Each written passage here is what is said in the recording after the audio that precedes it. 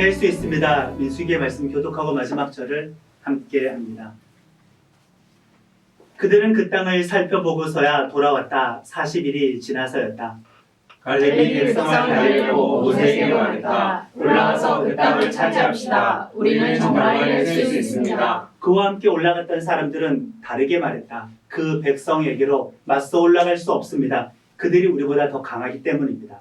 그러고는 자기들이 살펴보고 땅을 보고 나쁜 말을 쏟아내며 이스라엘 사람들에게 말했다. 우리가 건너가서 살펴본 땅은 거기 사는 사람들을 잡아먹는 땅입니다. 우리가 그 가운데서 본 백성은 모두 키가 매우 큰 사람들입니다.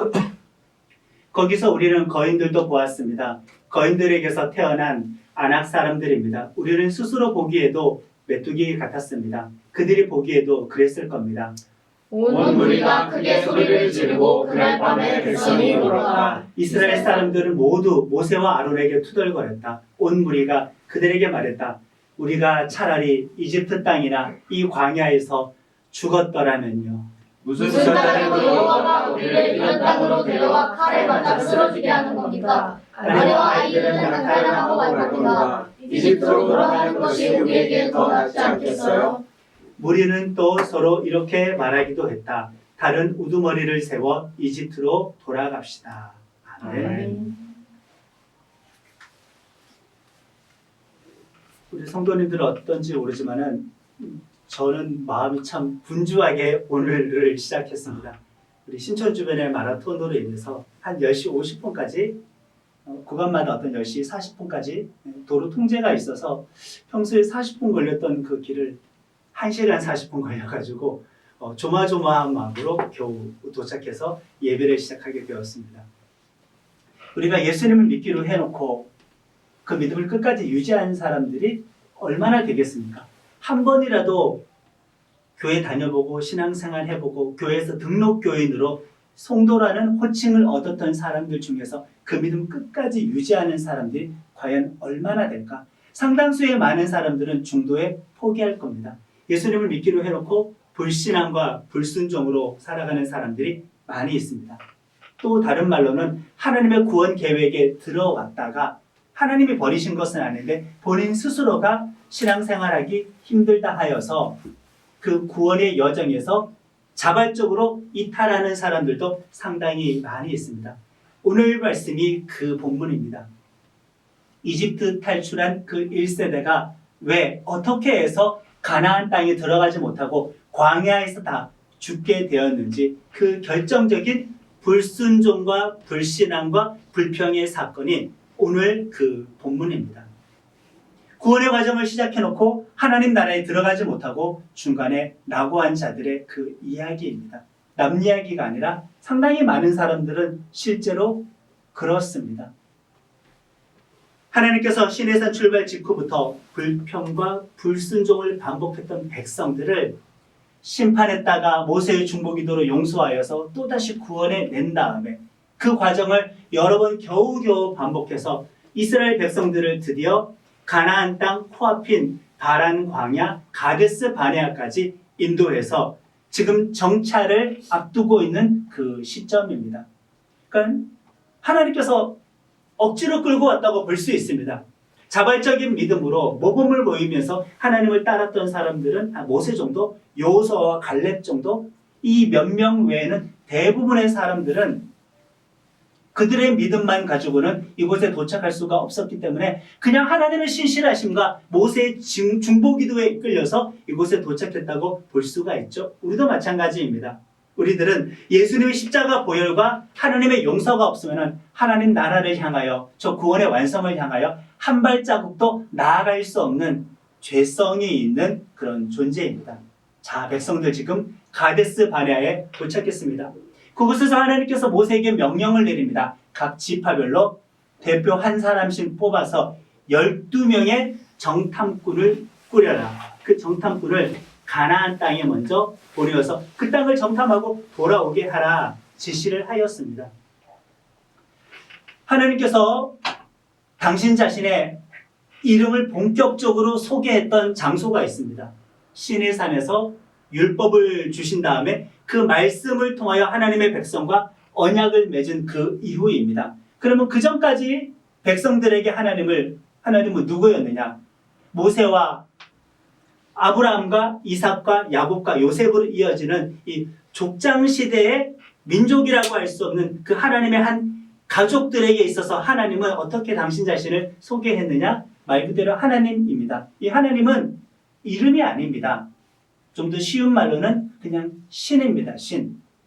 신의 산에서 말씀을 주고 언약을 맺기 전까지는 하나님의 백성들에게, 하나님의 그 자손들에게 하나님은 신입니다. 신. 하나님입니다. 히브리 말로 그냥 엘입니다. 엘. 하나님의 본격적인 이름을 공개하지 않았죠. 여러분들이 누군가 사랑에 빠져서 사귄다고 칩시다. 그런데 그 사람이 이름을 공개하지 않았어요. 익명입니다. 이것은 인격적인 관계가 형성이 된 겁니까? 아니잖아요. 이름을 밝혀야 인격적인 관계가 형성이 되는 겁니다. 인터넷상에서 댓글, 익명에 숨어서 악플을 다는 사람들이 많이 있죠. 실명으로 댓글 다는 사람들은 별로 없습니다. 그래서 온라인상에서 만나는 그 닉네임과 아이디로 만나는 모든 관계는 인격적인 관계라고 할 수가 없습니다. 자, 시내산 도착해서 율법을 받고 하나님과 언약 백성 되기 전까지는 하나님은 신, 하나님, 그냥 엘이었습니다. 그러나 시내산에서 하나님은 하나님의 백성들에게 본격적으로 당신 자신의 이름을 공개했는데 그 이름은 무엇일까요? 야훼, 다른 말로 여호와 같은 단어입니다. 야훼, 여호와라고. 신인데 당신은 다신론을 인정하는 사회였었으니까 신이라고 하면은 정확하게 하나님인지 모르잖아요. 신의 산에서부터 하나님은 하나님의 이름을 본격적으로 백성들에게 공개했다고 볼 수가 있죠. 12 정탐꾼 사건 이전에 또 12를 뽑아서 어떤 일을 했던 그런 사건이 있었습니다. 민수기 1장의 인구조사였었죠. 그때도 지파별로 한 명씩 대표를 뽑았는데 그 대표의 이름에는 거의 대부분의 사람들에게 L이 들어가 있었습니다. 그 자체로도 사실 은혜인 거죠. 12지파의 백성의 대표의 이름에 L이 들어가 있다? 하나님이 들어가 있다? 신이 들어가 있다? 하나님께서 그 민족은 대표가 되어 주신다는 뜻, 하나님께서 광야에서 그 민족을 이끌어 주신다는 그 뜻입니다. 그러나 L에서 끝나면 안 되죠. 우리가 하나님과의 관계가 인격적으로 발전하려면 좀 더 신앙적인 이름을 가지려면 그 이름에는 야훼가 들어가야 정상입니다. 여호와가 들어가야 정상입니다. 12 정탐꾼의 이름에도 대부분 L이 들어가 있습니다. 유일하게 야훼가 들어간 사람, 여호와가 들어간 사람 한 사람이 있습니다. 누구일까요? 여호수아와 갈렙에서 여호수아입니다. 여호수아의 이름 안에는 여호와가 구원이다. 여호와, 야훼라는 단어가 들어갔는데 12 중에 유일한 사람입니다. 그러니까 여호수아가 얼마나 믿음이 충만한 사람인지 이름만으로도 우리는 이해할 수가 있습니다. 나머지는 그냥 어떻게 보면은 민수기 1장부터 지금까지 오기까지 그냥 L에서 L입니다. 신앙의 큰 발전이 없었다는 겁니다. 실제로 12명의 정탐꾼 가운데 여호수아와 갈렙만 가나안 땅으로 들어가고 나머지는 다 못 들어가게 됩니다. 내게 과연 새겨져 있는 이름이 있을까? 내게 예수 그리스도라는 그 이름이 새겨져 있을까? 나는 하나님과의 관계에서 하나님을 막연하고 신과의 관계, 막연하고 어렴풋한 아득히 먼 분과의 그런 관계만 가지고 신앙생활하고 있는 것은 아닌가? 아니면 정확하게 예수라는 이름, 우리들에게 공개한 하나님의 이름, 그 예수라는 이름과 인격적인 관계를 맺으면서 이 광야 인생을 살아가고 있을까? 내 처음의 믿음은 막연한 신과의 관계였다고 한다면 지금 나의 믿음은 예수와 나와의 인격적인 관계로 발전을 했을까 안 했을까? 우리 스스로를 돌아봐야 하겠습니다.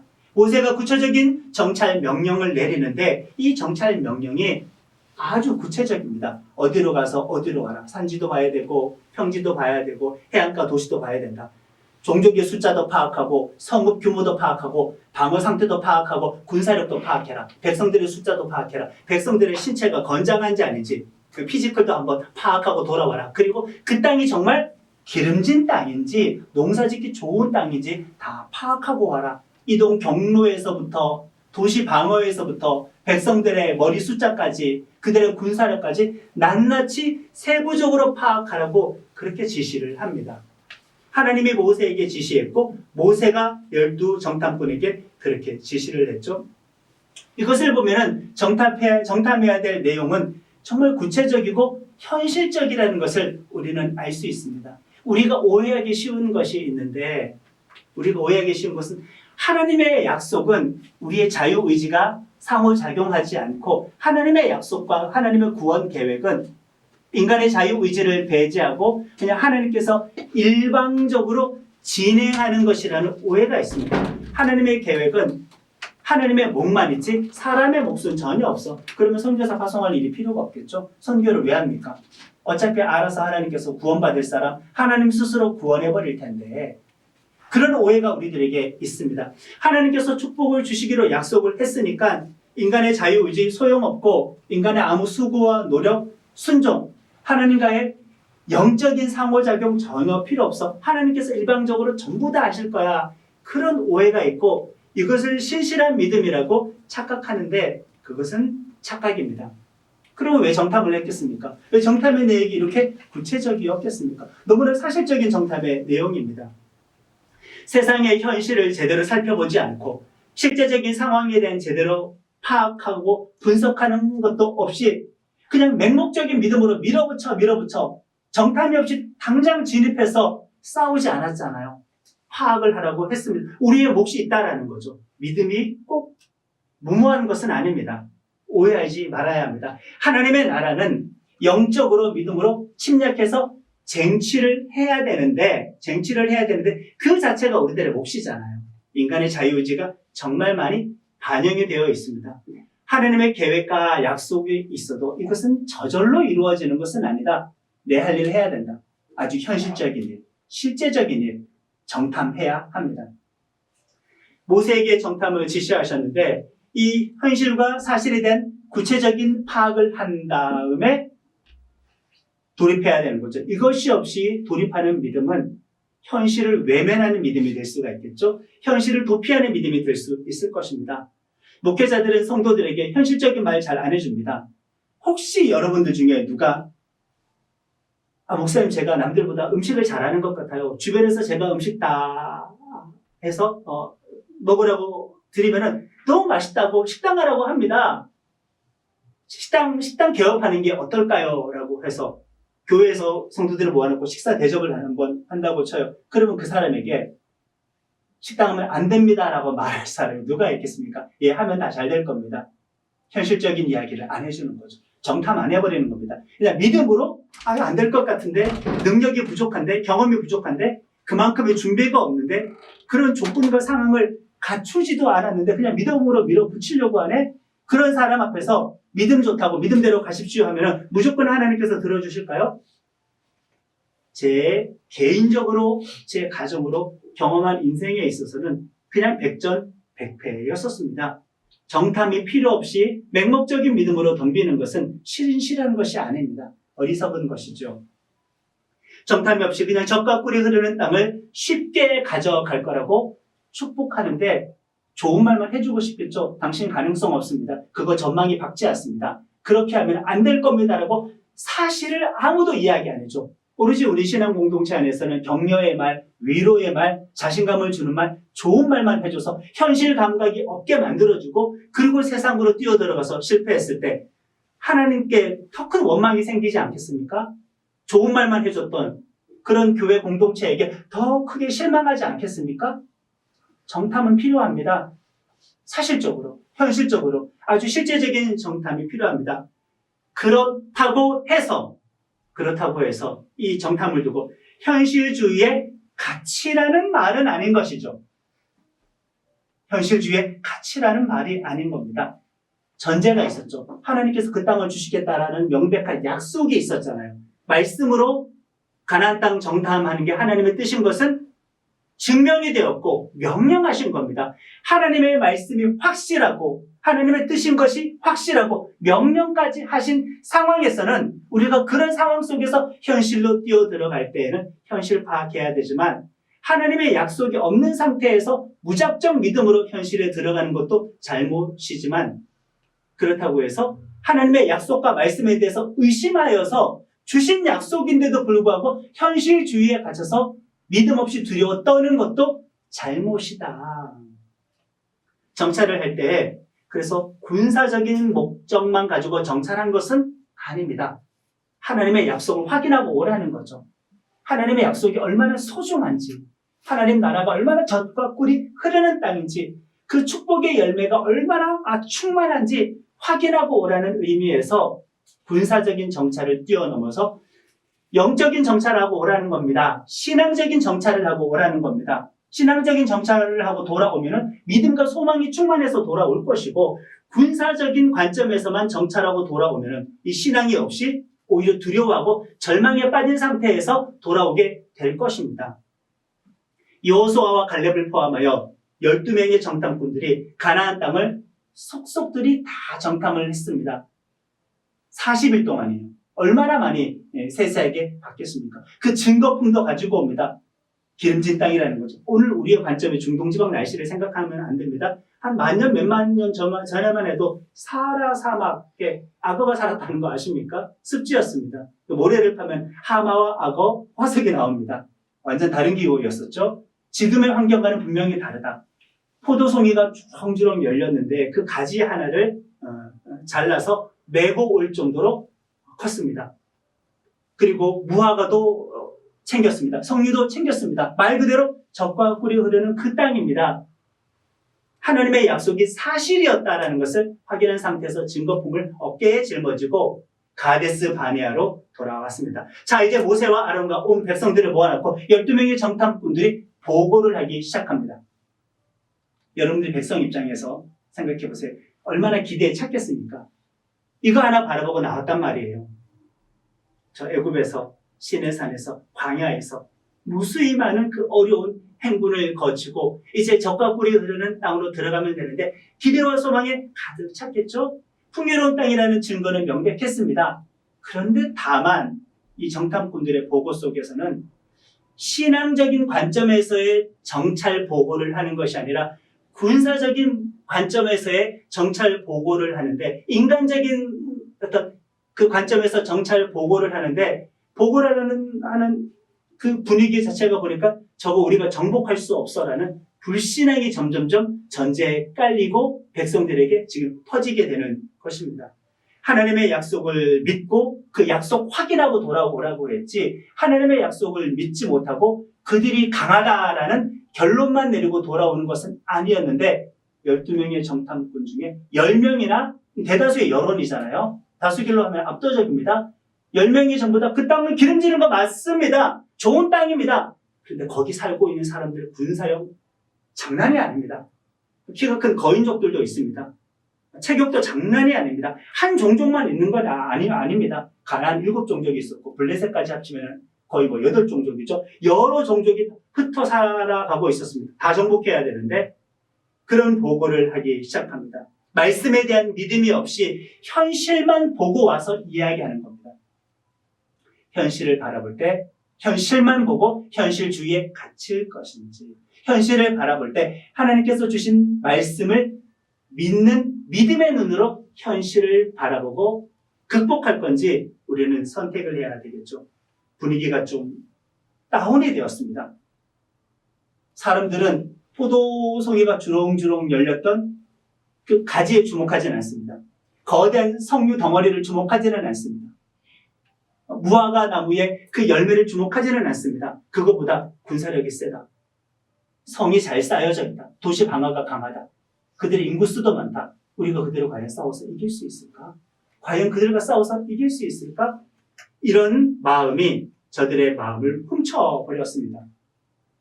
30절과 31절 함께 합니다. 갈렙이 백성을 달래고 모세에게 말했다. 올라가서 땅을 차지합시다. 우리는 정말 해낼 수 있습니다. 그와 함께 올라갔던 사람들은 다르게 말했다. 그 백성에게로 가서 올라갈 수 없습니다. 그들이 우리보다 더 강하기 때문입니다. 지금 보시면은 12명의 정탐꾼 중에 10대 2로 여론이 그냥 갈려져 버렸습니다. 오늘날 사회에서는 투표였겠죠. 민주주의니까. 민주주의대로 했었으면 하나님의 뜻을 어긴 게 되는 겁니다. 믿음 없는 사람 10명의 의견보다 믿음 있는 사람 2명의 의견이 하나님의 뜻이다. 그러니 꼭 민주주의가 100% 하나님의 뜻과 일치하는 것은 아니다. 그냥 우리가 유용하기 때문에 선택한 정치 체제라는 것, 인간의 한계를 우리는 인정해야 됩니다. 정탐꾼들 사이에서도 공통된 의견은 있었죠. 일단 그 땅은 좋은 땅이었다라는 공통된 의견은 있었습니다. 그것은 합의를 받습니다. 그러나 현실과 사실에 대한 평가는 똑같은데 그 현실과 사실을 극복하는 방법은 극명하게 갈려버렸습니다. 회피합시다. 하나는 믿음으로 정복합시다. 이렇게 되는 거죠. 신앙과 불신앙으로 갈렸습니다. 순종과 불순종으로 갈렸습니다. 용기와 두려움으로 갈렸습니다. 희망과 절망으로 여론이 나누어졌습니다. 물론 모든 불가능한 도전을 하는 성도들을 믿음을 핑계로 우리가 용기를 주고 격려해서 현실감이 없게 만들 필요는 없지만은 그러나 이것은 우리가 실력이 있든 없든 내가 부족하든 부족하지 않든 자격이 있든 없든 하나님께서 확실하게 주신 명령이고 말씀이면은 나의 한계를 보고 덤벼야 될 것이 아니라 하나님의 약속과 하나님의 전능하심을 보고 덤벼야 될 것, 그거잖아요. 이집트라는 당시의 거대 제국을 10가지 재앙으로 두드려서 심판하는 거 이미 보여주셨잖아요. 홍해 갈라지는 거 보여주셨잖아요. 광야에서 만나와 메추라기 쏟아지는 거 날마다 보여주셨잖아요. 구름기둥 불기둥으로 24시간 내내 하나님께서 동행하시고 인도하시는 거 보여주셨잖아요. 그럼 두려워할 이유가 없잖아요. 그동안 하나님께서 손 떼고 있다가 갑자기 나와서 점령해라고 이렇게 하신 분 아니잖아요. 이미 확신을 주셨잖아요. 그런데도 불구하고 이들은 믿음이 없었던 겁니다. 32절, 27절의 말씀을 함께 합니다. 그러고는 자기들이 살펴보고 온 땅을 두고 나쁜 말을 쏟아내며 이스라엘 사람들에게 말했다. 우리가 건너가서 살펴본 땅은 거기 사는 사람들을 잡아먹는 땅입니다. 우리가 그 가운데서 본 백성은 모두 키가 매우 큰 사람들입니다. 모세에게는 이렇게 이야기했다. 어르신이 우리를 보내신 땅으로 우리가 갔습니다. 정말 젖과 꿀이 흐르는 곳이었습니다. 그 땅의 열매가 이것입니다. 이상한 점 못 느끼셨나요? 처음 보고할 때는 그 땅에 대해서 악평했어요? 긍정적인 평가했어요?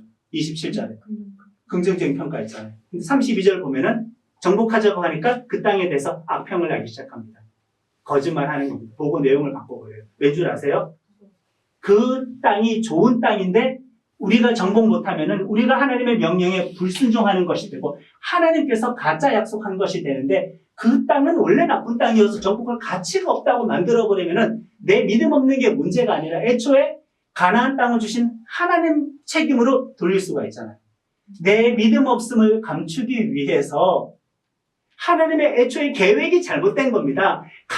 가나안 땅 자체가 엉망인 땅입니다. 사람을 그냥 집어삼킨 땅입니다라고 처음에 복음, 객관적인 보고를 해놓고 두 번째는 불신앙으로 그 객관적인 사실을 각색해서 더 안 좋은 보고로 바꾸어 버렸습니다. 내가 믿음이 없어요라고 말할 수는 없으니까. 여호수아와 갈렙처럼 믿음이 없어요라고 말할 수는 없으니까. 불순종했습니다라고 말을 할 수는 없으니까 애초에 가나안 땅이 나쁜 거였다라고 목표 자체가 잘못되었다고 수정을 해버리면은 그 땅을 정복하지 않아도 정당성이 생기잖아요. 내 책임이 아니야, 내 책임이 아니야. 하나님께서 우리들에게 어떤 비전을 주십니다. 소망을 주십니다. 스스로도 믿음이 충만했었을 때는 그것을 하나님의 뜻으로 알았습니다. 하다가 보니까 안 되네? 그러면 이거 하나님의 뜻이 아니었어라고 따로 목표를 약간 하향 조정해버립니다. 그리고 분명히 이것을 하나님께서 주셨다고 확인했고 확신했고 기도했습니다. 이 목표에 도전했는데 어려우니까 이거 안 되네. 또 이 목표를 바꾸거나 하향 조정해버립니다. 목표가 문제가 아니라 내가 믿음이 없는데 내 믿음을 키우지 않는 이상은 우리는 어떤 하나님의 약속도 이룰 수는 없다. 지금 그런 상황이 된 것입니다. 믿음 없음을 감추려고 현실 탓을 합니다. 자, 정탐꾼들 12명 중에 10명이 이런 말을 하고 있으니 그냥 이거는 뭐 게임이 안 되는 겁니다. 10대 그 2입니다. 백성들은 어떻게 반응했을까?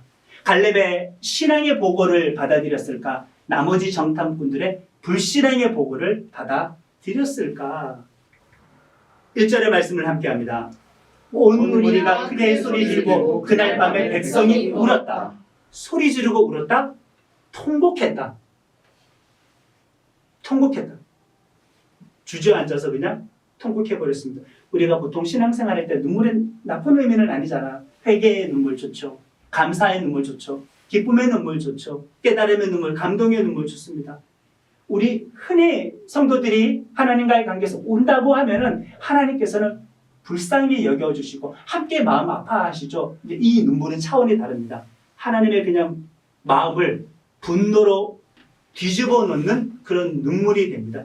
이 결정적인 사건을 계기로 출애굽, 이집트 탈출 1세대는 단 2사람을 제외하고 전부 다 가나안 땅에 못 들어가고 광야에서 죽게 되는 겁니다. 하나님은 연약한 분이 아니었습니다. 증거는 충분히 보여주었습니다. 이들은 지금 다시 노예 상태로 되돌아가고자 합니다. 신앙생활을 시작했다가 믿음생활을 유지하는 것이 어려우면, 말씀대로 살아가는 것이 어려우면은 말씀대로 살아가는 목표 자체를 없애버리면은 내 불신앙을 감출 수 있으니까 아예 믿음을 버려버리고 불신앙으로 가는 겁니다. 말씀을 어긴 게 아니게 만들어버리는 거죠. 그런 선택하는 사람들이 얼마나 많을까? 지금 백성들은 광야에서 철저하게 실패하고 있는 중입니다. 2절부터 4절까지 함께합니다. 이스라엘 사람들은 모두 모세와 아론에게 두달거렸다. 온 무리가 그들에게 말했다. 우리가 차라리 이집트 땅이나 이 광야에서 죽었더라면요. 무슨 까닭으로 여호와가 우리를 이런 땅으로 데려와 칼에 맞아 쓰러지게 하는 겁니까? 아내와 아이들은 약탈당하고 말 겁니다. 이집트로 돌아가는 것이 우리에게 더 낫지 않겠어요? 우리는 또 서로 이렇게 말하게 될까? 다른 우두머리를 세워 이집트로 돌아갑시다. 얘들아, 이 말이 하나님이 들었을 때 얼마나 화가 나겠니, 그치?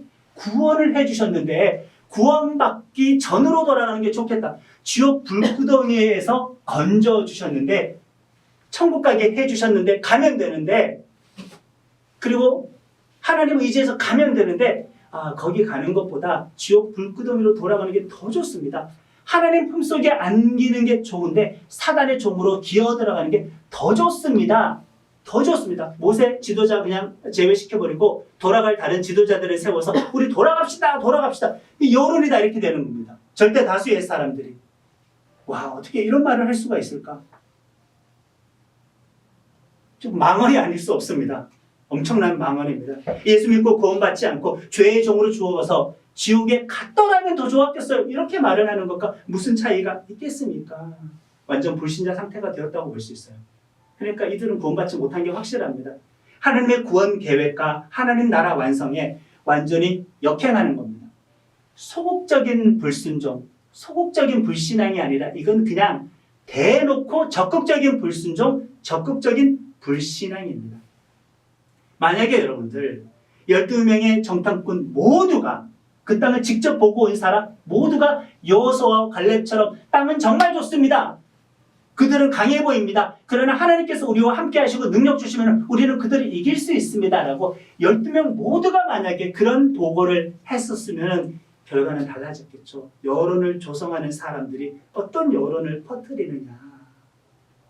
안 그래도 백성들의 믿음은 성숙하지 않아서 불평과 심판과 중보를 반복하면서 겨우 여기까지 왔는데 거기다가 이런 보고를 해버렸으니 애초에 믿음이 없었던 이 사람들의 믿음은 그냥 와르르 무너져 버렸습니다. 모세와 아론, 여호수아와 갈렙 정도 빼고는 전부 다 가나안 정복을 반대합니다. 신앙의 세계에서 다수결이 하나님의 뜻이 아니라고 했죠. 성령 충만한 사람이 다수를 차지하고 성령 충만하지 않은 사람이 다수를 차지하고 성령 충만한 사람이 소수일 때 어떻게 해야 되나? 말씀 충만하지 않는 사람이 다수를 차지하고 말씀 충만한 소수가 붙었을 때 어떻게 해야 되나? 기도하지 않는 사람이 다수를 차지하고 기도하는 사람이 소수를 차지했을 때 교회는 어떻게 회의를 해서 이 공동체 방향을 결정해야 될까? 기도와 성령과 말씀 충만이 없는 민주주의적 교회는 오히려 하나님의 뜻을 거스를 수도 있기 때문에 교회 리더들은, 교회 중직자들은 성령 충만해야 합니다. 의무적으로라도. 부득불. 말씀 충만해야 합니다. 당연히. 기도 충만해야 됩니다. 책임감을 가지고. 부분의 여론이 모세를 대신해서 다른 지도자를 세워서 이제 돌아가자고 합니다. 말릴 수가 없습니다. 모세와 아론은 그런 백성들의 반응 앞에 바로 그 자리에서 엎드려 버렸습니다. 예, 당신들의 의견에 굴복합니다라고 엎드리는 게 아니라 누구에게 엎드리는 거예요? 이거는? 하나님 앞에 엎드리는 거예요. 할 말이 없는 절망의 상태입니다. 너무 화가 나는 거고 참담하죠. 마음이 찢어졌을 겁니다.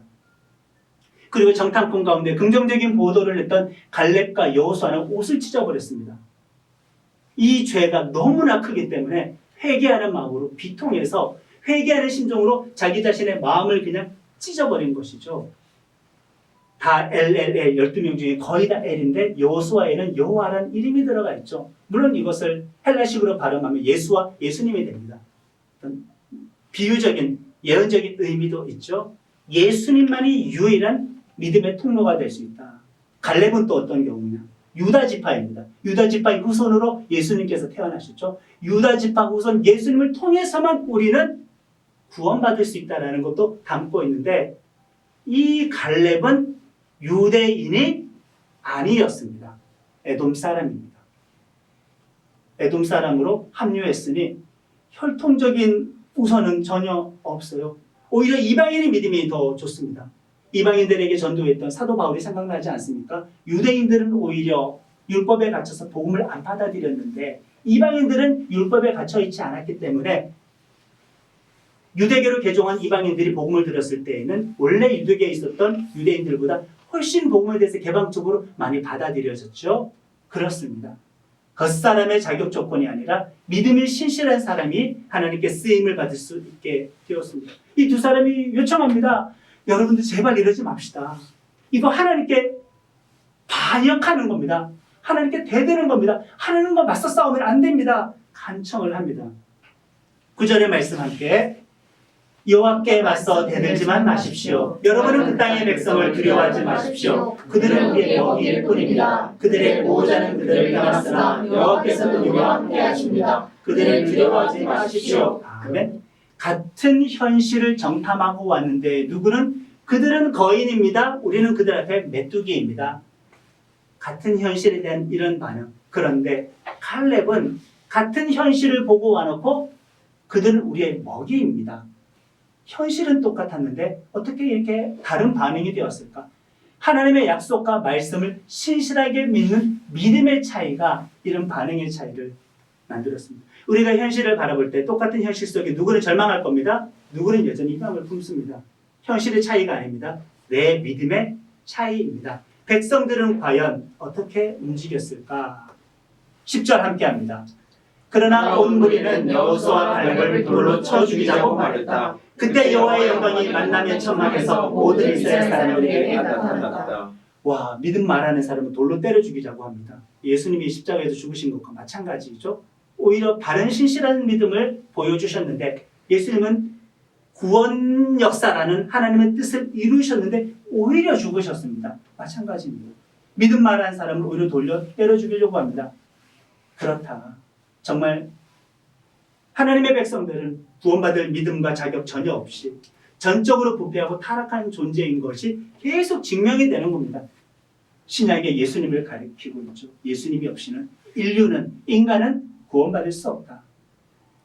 오늘 말씀을 정리합니다. 하나님의 약속의 말씀이 있더라도 현실을 정탐해야 할 우리들의 역할이 있다. 맹목주의적인 신앙주의로 현실을 무시하고 밀어붙여서는 안 된다. 그렇다고 해서 현실주의에 갇히지는 말자. 그러나 그 현실 속에 하나님께서 말씀을 주셨다면, 소망을 주셨다면 먼저 그의 나라와 그의 의를 구하는 것과 부합하는 현실 세계에서의 내 사명이라고 한다면 현실에 두려워하지 말고 우리는 믿음으로 그것을 극복해내어야 합니다. 믿음으로 현실을 극복해야지 믿음이 없이 현실을 바라보면 우리는 이 세상 앞에서 메뚜기가 됩니다. 세상은 우리 앞에 거인이 됩니다. 믿음의 눈으로 현실을 바라보면 우리는 여호수아와 갈렙처럼 믿음의 전달자가 됩니다. 그들을 우리의 밥으로 인식할 수 있게 됩니다. 우리는 믿음으로 해낼 수 있습니다라는 고백을 하게 될 것입니다. 믿음이 없는 세상과 믿음이 없는 다수의 편에 서지 말고 믿음의 소수에 서서 믿음을 외치는 나눔교회 성도들이 될 수 있기를 예수님의 이름으로 축복합니다. 아멘. 찬양합시다.